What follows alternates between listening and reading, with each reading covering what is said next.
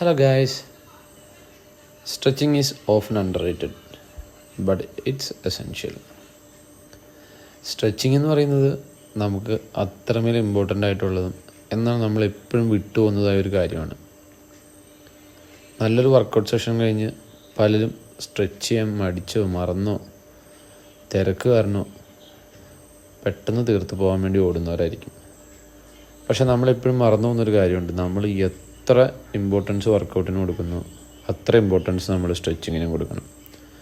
Stretching നമ്മുടെ muscle റിക്കവറീനെ enhance ചെയ്യും. നമുക്കുണ്ടാവാൻ സാധ്യതയുള്ള ചെറിയ ചെറിയ ഇഞ്ചുറീസിനെ റെഡ്യൂസ് ചെയ്യുകയും ചെയ്യും.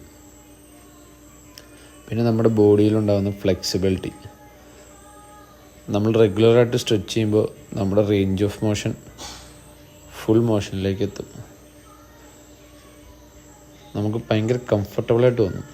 അതുപോലെ നമ്മുടെ ബ്ലഡ് സർക്കുലേഷൻ ഇമ്പ്രൂവ് ചെയ്യാനും അത് നമ്മൾ ഒരുപാട് ഹെൽപ്പ് ചെയ്യും. പിന്നെ നമ്മുടെ പോസ്ചർ കറക്റ്റ് ചെയ്യാനും നമ്മുടെ ടൈറ്റനായ മസിൽസിനെയൊക്കെ ഒന്ന് റിലാക്സ് ചെയ്യാനും സ്ട്രെസ് കുറയ്ക്കാനൊക്കെ എത്ര ഇമ്പോർട്ടൻസ് ആണ് സ്ട്രെച്ചിങ് എന്നുള്ളത് നമുക്ക് പലർക്കും അറിയില്ലാത്തതുകൊണ്ടാണ്.